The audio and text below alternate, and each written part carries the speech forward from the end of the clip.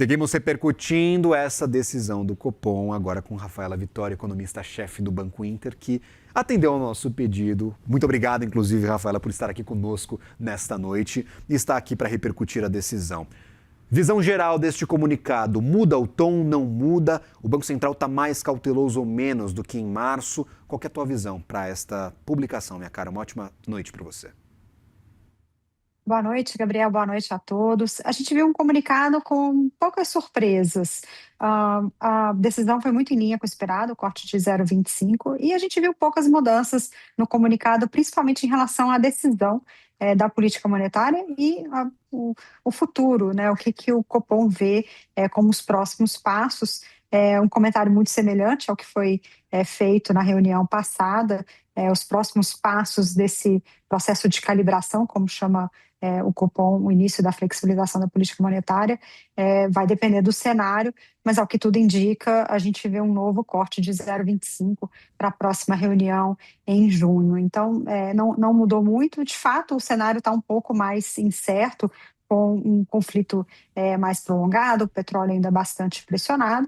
Do outro lado, a gente tem alguns outros fatores que contribuem de maneira mais positiva. Um exemplo é o câmbio usado na última projeção estava num patamar próximo de 5,30 e agora foi um câmbio mais próximo de 5. E quando a gente olha a própria projeção do BC para o horizonte relevante da política monetária, ela era de 3,30 na reunião passada e agora foi para 3,5. Então também teve uma alta, um reflexo do choque do petróleo nos preços correntes, mas que leva a uma inércia um pouco maior para o futuro, mas sem muita mudança significativa, o que permite, sim, essa flexibilização, como a gente viu. Olhando para final do ano, vocês têm algum número em mente de até onde vai o Banco Central com estes cortes de juros?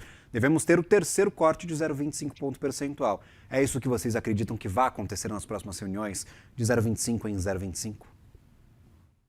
Sim, por hora a gente não vê espaço para uma aceleração para 0,50. O preço do petróleo está bastante elevado, sem uma solução de curto prazo para o conflito, e mesmo que a gente tenha uma surpresa de uma solução, vai levar tempo para que a logística seja retomada e os preços possam ceder. Então, nesse curto prazo, é muito difícil uma aceleração dos cortes. A gente vê, sim, um risco de uma pausa. Na verdade, existe um risco no cenário doméstico de uma reaceleração da demanda. De fato, até o Copom menciona a demanda, né, a atividade dá alguns sinais de alguma recuperação no primeiro trimestre.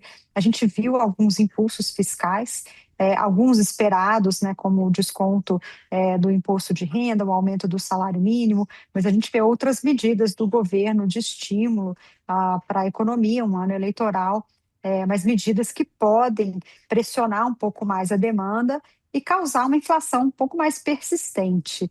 Se esse cenário concretizar, ou seja, se a gente tiver uma contaminação maior da inflação ou do aumento dos preços dos combustíveis para outros grupos, ou seja, uma inflação mais alta de maneira mais generalizada, a gente poderia, inclusive, ver uma pausa do Copom nesse meio do caminho.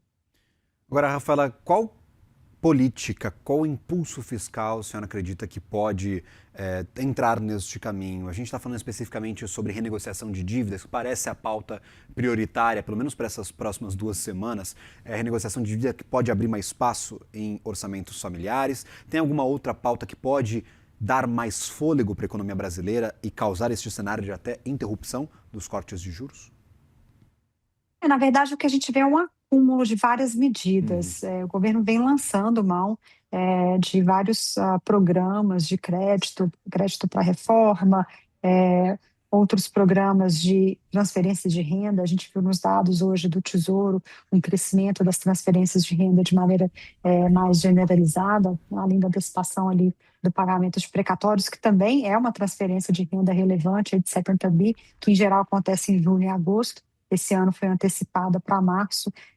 Esses recursos passam a ser transferidos para as famílias, principalmente no caso dos precatórios de INSS, agora em abril.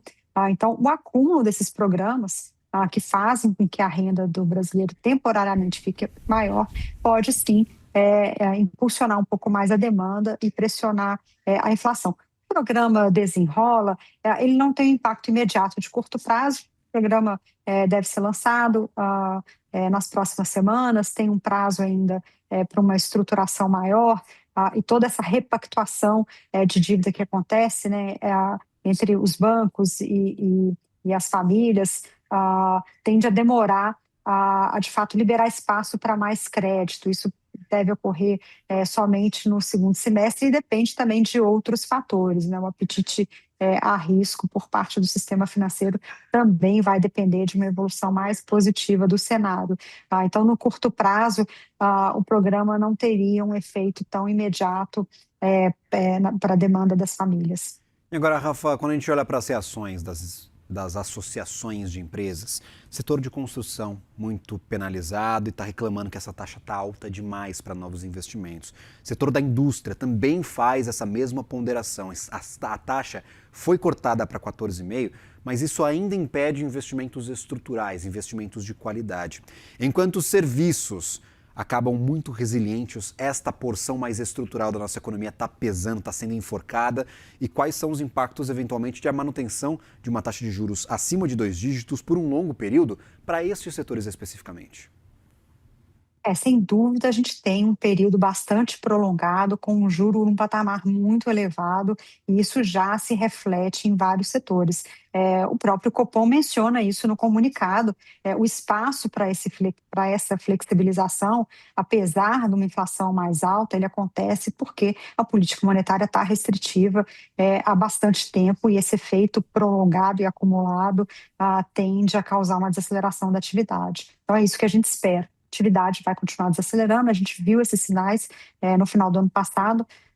Essa pequena recuperação que a gente vê agora nesse começo de ano tende a ser pontual, mas é um cenário em que a gente olha para frente e vê uma atividade em desaceleração, refletindo a política de juros mais restritiva. São muitos anos com um juro bastante elevado. A gente tem visto sinais de mais inadimplência, tanto nas empresas, com recuperações judiciais e extrajudiciais aumentando muito esse ano, mas também nas famílias, com um pico de inadimplência, como mostrou os dados do Banco Central recentemente. Então, a gente tende a ver uma atividade ainda sendo impactada por essa taxa que está muito elevada há bastante tempo, e por isso mesmo esse espaço para corte. A gente via no começo do ano um espaço maior para corte já no primeiro semestre.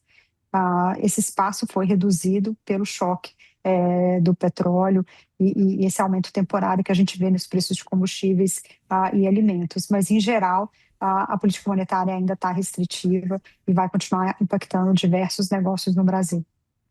Juro de um dígito é sonhar alto demais, a gente está muito distante de rompermos os 10%, que seja 9%, vai dar 9% ainda é alto, mas juro de 1% é muita presunção, a gente está muito distante desse cenário. A gente está distante, mas é um cenário totalmente viável, não é um cenário impossível. Essa distância hoje ela acontece muito mais pelas políticas do governo, principalmente pelo lado fiscal, do que pelos choques externos. Se a gente tem um déficit crescente, né, a gente teve um déficit maior no ano passado, vai ter um déficit ainda maior esse ano, um aumento de gasto que ultrapassa aí 5, 6% além da inflação, e isso impede um corte mais célere na taxa de juros, enfim, nesse ano e até no próximo ano. Então, para que a gente possa chegar numa taxa de juros de um dígito, a gente precisa ter uma visibilidade maior sobre o ajuste fiscal, um ajuste fiscal mais crível. Não necessariamente você precisa ver um ajuste sendo totalmente realizado em 2027, mas a gente precisa ter uma credibilidade de que o ajuste que se inicia em 2027 ele vai seguir esse caminho diferentemente do que a gente viu nas últimas tentativas, principalmente com o arcabouço em 2023, que não trouxe um ajuste suficiente, trouxe muito aumento de imposto, mas pelo lado do gasto, o governo continuou crescendo e isso acabou impedindo a inflação que voltasse para a meta. Então, sim, é possível Selic de um dígito, é possível a inflação de volta para a meta, mas a gente precisa de um apoio da política fiscal hoje para isso. O Banco Central fala isso no comunicado. Sempre que publica a comunicação oficial, fala sobre o risco fiscal que acaba pressionando a política monetária. Qual que é o formato desse ajuste fiscal que permitiria o Banco Central cortar os juros de forma mais acelerada, de forma mais abrangente? Porque ele já vem repetindo isso há mais de um ano, eles sempre falam sobre risco fiscal. O que o Banco Central precisa para ter esse espaço, Rafa? Na nossa experiência recente, a gente viu que um controle dos gastos permite uma convergência da inflação para a meta mais rápida. A gente viu isso entre 2016 e até 2022, quando a gente tinha política de teto de gastos, a gente teve déficits na maior parte daquele período, mas o controle do crescimento de gastos permitiu que a inflação convergisse para a meta naquele período. Então, acho que esse é o principal ponto que a gente espera de um novo ajuste fiscal, um controle do crescimento de gastos.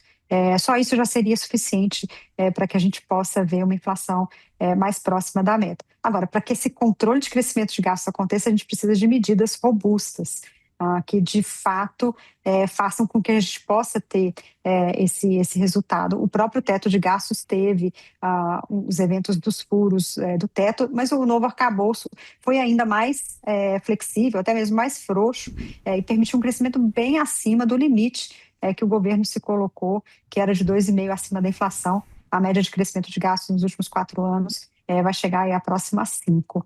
Então, que a gente precisa de medidas que ajudem a controlar esse crescimento de gastos, e aí sim a gente pode ter uma inflação convergindo para a meta com auxílio de uma ancoragem maior, mas também sem estimular em demasiado a demanda nesse momento. Ponto positivo deste comunicado, como você dizia anteriormente, é que o dólar na conta do Banco Central está mais baixo. Era 5,30 anteriormente, agora está 5% no modelo que projeta a inflação para daqui a uns anos.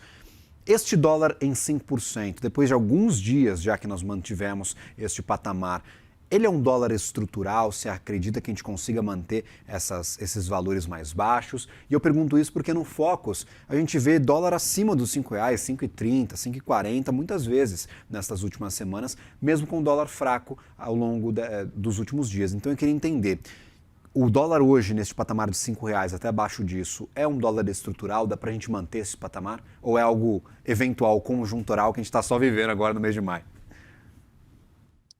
Como diz o Edmar Baixa, Deus criou o câmbio para dar humildade para os economistas. Então, com bastante cautela, a gente vê um cenário para o câmbio hoje mais baixo do que a gente via de fato no começo do ano. O que tem favorecido o câmbio? Principalmente a balança comercial mais robusta, os termos de troca estão mais favoráveis. O que significa isso? Os produtos exportados estão com preços maiores, principalmente o próprio petróleo, então favorece bastante o fluxo comercial para o Brasil. E a gente continua vendo o Brasil atraindo investimentos. Nesse momento de crise, o Brasil, crise global, o Brasil está relativamente mais favorável que outros países. Somos produtores e exportadores de combustível e de alimento. Então, isso favorece bastante a atratividade do Brasil em relação aos pares, e com isso a gente tem um fluxo mais favorável. Além disso, a nossa taxa de juros é uma das maiores do mundo, e agora, com um ritmo de queda menor do que o esperado, a gente tende a ter uma taxa média mais alta ao longo do ano. Isso também acaba favorecendo as apostas dos investidores estrangeiros. Então, de maneira geral, sim, a gente vê um câmbio mais favorável ao longo do ano. Hoje, na nossa expectativa, a gente vê um câmbio mais próximo de 5,10 para o encerramento do ano, mas colocando aqui algumas ressalvas, né? O câmbio ele é impactado por diversas variáveis. Um dos riscos para esse cenário hoje é o Fed, que teve uma decisão de manutenção em linha com o esperado, mas vê riscos no cenário que podem impedir novos cortes. Então, uma taxa de juros maior nos Estados Unidos, não que significa que a gente espere uma alta, mas se a gente não tiver a concretização dessa expectativa de cortes, seria uma taxa mais alta do que o esperado. Isso pode fazer com que o dólar volte à tendência de um dólar mais forte lá fora, e aí poderíamos ver uma desvalorização do real. Mas por hora a gente tem um câmbio médio mais próximo de 5,10 para 2026. Muito obrigado, Rafaela Vitória, economista-chefe do Inter, pela participação conosco, por nos ajudar a entender essa decisão do Banco Central brasileiro. Até uma próxima. Boa noite. Obrigada, Gabriel. Boa noite a todos. Valeu.